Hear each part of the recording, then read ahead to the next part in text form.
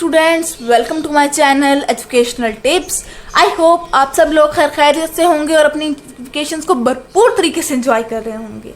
Students, आज की इस वीडियो में मैं क्या बताऊंगी वो देखिएगा। और मेरे चैनल को अगर आप अभी तक सब्सक्राइब नहीं किया तो मेरे चैनल को ज़रूर सब्सक्राइब कर दीजिएगा। और अगर आपको ये मेरा लेक्चर पसंद आए तो मेरे वीडियो को लाइक भी कीजिएगा और साथ साथ बेल आइकॉन को भी दबा दीजिएगा।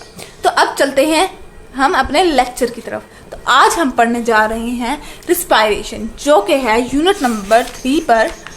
यूनिट नंबर 3 है हमारा लाइफ फंक्शंस और रिस्पायरेशन पेज नंबर है 27 पर।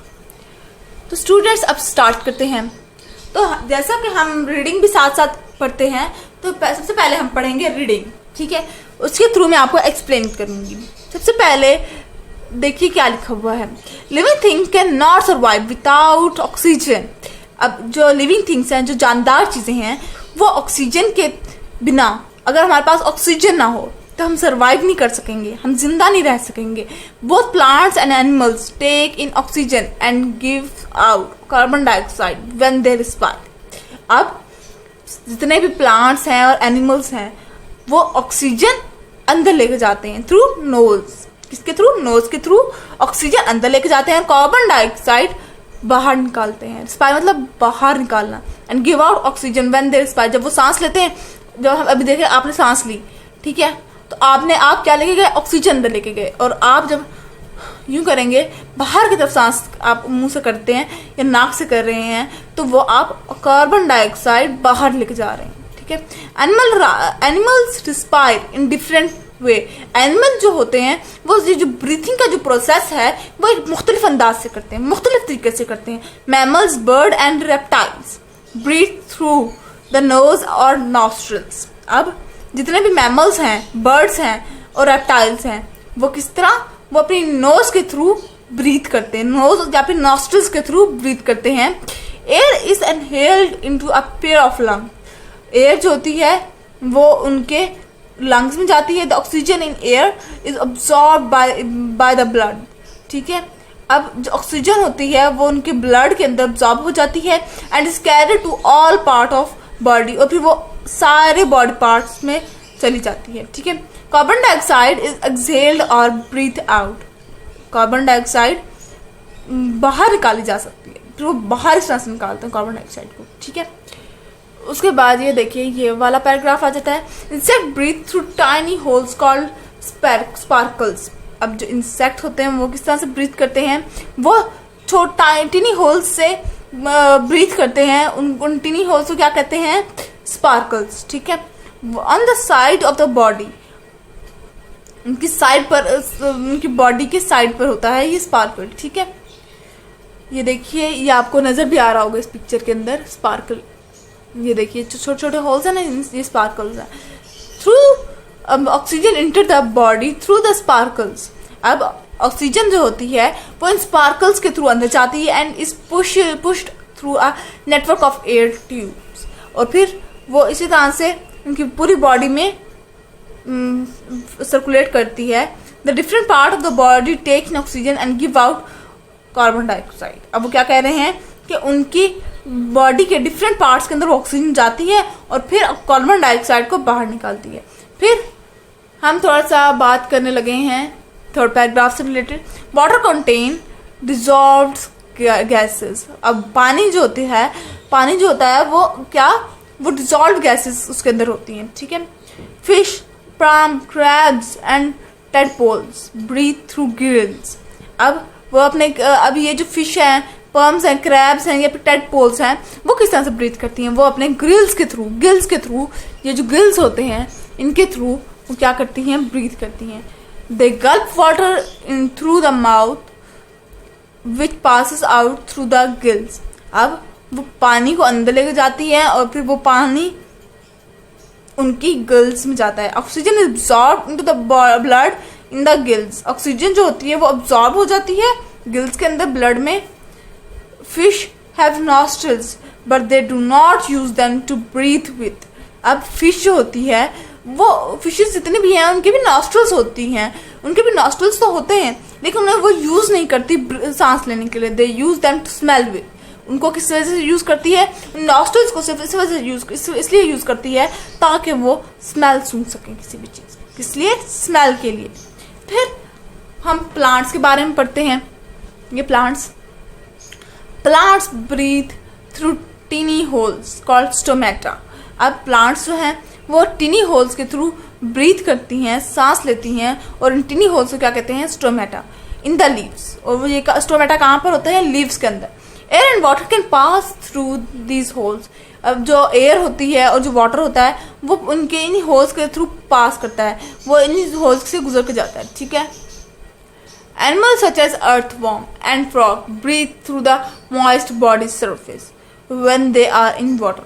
अब जो जिस तरह एनिमल्स हैं, जिस तरह के अर्थवॉर्म है या फिर फ्रॉग है, वो किस तरह से ब्रीथ करते हैं, वो अपनी मॉइस्ट बॉडी से ब्रीथ करते हैं जब वो पानी के अंदर होते हैं। वो किस तरह अपनी मॉइस्ट बॉडी के से ब्रीथ करते हैं, और वो कब इस तरह ये वाला प्रोसेस करते हैं, जब वो पानी के अंदर होते हैं तो वो अपनी मॉइस्ट बॉडी को यूज़ करते हैं, ठीक है।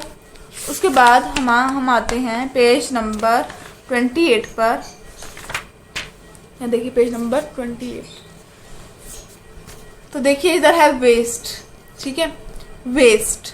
अब हम पढ़ते हैं वेस्ट क्या है। All living thing take in food, हर लिविंग थिंग जो है वो अपने खुराक अंदर लेके जाती है, ठीक है।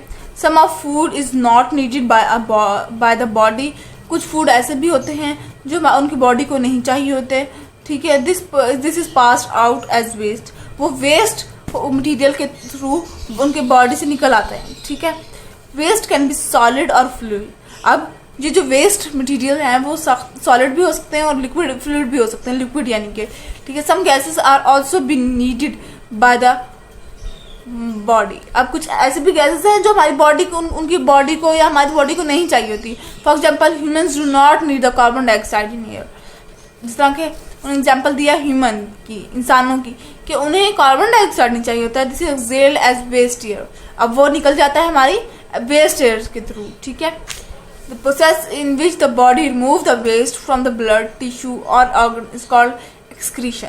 अब ये जो प्रोसेस है जिसके अंदर बॉडी वेस्ट एयर निकाल देती है, वेस्ट मटीरियल अपनी ब्लड में से, टिश्यू में से और ऑर्गन्स में से निकाल देती है, ठीक है। उस प्रोसेस को क्या कहते हैं, एक्सक्रीशन, ठीक है। ये था वेस्ट का टॉपिक, और इसके अंदर हमने पढ़ा एक्सक्रीशन के बारे में, ठीक है। फिर आता है हमारे पास सेंसिटिविटी। क्या आता है फिर, sensitivity. Many animals have the same sense as humans. अब कुछ एनिमल्स ऐसे भी हैं जिनके पास उसी तरह की सेंस है जिस तरह के हमारे पास है, ह्यूमंस के पास। They have a nose to smell, with eyes to see, with ears to hear, with a tongue to taste, with and a skin to with which they feel things around them. कुछ animals, अब क्या कह रहे हैं, कुछ animals ऐसे भी हैं जिनके पास जिस तरह हमारे पास सेंसेस हैं इसी तरह उनके पास भी वो वाले सेंसेस हैं। जिस तरह के हमारे पास कौन कौन से सेंसेस हैं, हमारे पास नाक है ताकि हम चीज़ों को सूंघ सकें, स्मेल कर सकते हैं। आंखें हैं उनको देखने के लिए, ईयर्स हैं कान यानी कि सुनने के लिए, टंग है कोई भी चीज़ टेस्ट करने के लिए, और स्किन ताकि through with which they feel things around them. Skin किस लिए, ताकि हम अपनी इर्द गिर्द की चीज़ों को पहचान सकें, फील कर सकें, ठीक है। सम क्रिएचर फील और sense thing with special part body parts. अब वो क्या कह रहे हैं, कुछ ऐसे भी क्रिएचर्स हैं, कुछ ऐसे भी अल्लाह ताला ने बनाई भी हैं चीज़ें, कुछ ऐसे भी जानदार हैं जो स्पेशल उनकी बॉडी पार्ट्स होते हैं, ठीक है। उनके पास स्पेशल बॉडी पार्ट्स हैं जिसके थ्रू वो सारी चीज़ें सेंस कर रहे हैं, ठीक है। अब नीचे इंसेक्ट के बारे में बताया गया है। कुछ इंसेक्ट्स हैव फीलर्स और antennas with which they can sense what is around them. उनके पास ये दो चीज़ें होती हैं जिसके थ्रू वो सेंस कर सकते हैं अपने इर्द गिर्द को। Flies fly above food as a fly tastes with its feet, ठीक है। फ्लाई अपने विंग्स के थ्रू उड़ सकती है, ठीक है। फ्लाइज फ्लाई अबव फूड, ठीक है। फ्लाइज जो है वो फूड के साथ भी उड़ सकती है, और फ्लाइज जो होते हैं वो fly taste with its feet. और जब वो जो फ्लाई होती है, जो कोई भी उड़ने वाली चीज़ है, वो अपने फीट के थ्रू अपनी उस चीज़ को टेस्ट भी कर सकती है, ठीक है। उसके बाद स्नेक है, स्नेक हैव अ लॉन्ग टंग। आपने देखा होगा स्नेक की लंबी सी जुबान होती है। These pick up chemicals particles from the air and ground. अब वो जो टंग होती है वो किस लिए होती है, वो केमिकल्स के जो पार्टिकल्स होते हैं उसकी एयर के अंदर वो उसको या फिर ग्राउंड के ऊपर वो उसको उठा लेती है, ठीक है। A special organ in the head reacts to skins. अब उसका जो स्पेशल उसके पास ऑर्गन है, ठीक है, उसके हेड के अंदर जो फौरन रिएक्ट करता है। It help the snake to trial its prey. अब वो क्या करता है, वो स्नेक को हेल्प करता है कि वो क्या करता है, वो फिर उसके through it helps to snake to trial its prey. वो उस तरह से अपने शिकार को पकड़ लेता है, ठीक है। तो उम्मीद करती हूँ मेरी इस वीडियो से आपको इन्फॉर्मेशन मिली होगी भरपूर तरीके से। तो मैं अब इजाज़त चाहूँगी, अपनी दुआ में याद रखिएगा और जाते जाते मेरे चैनल को ज़रूर सब्सक्राइब कर दीजिएगा। अल्लाह हाफ़िज़।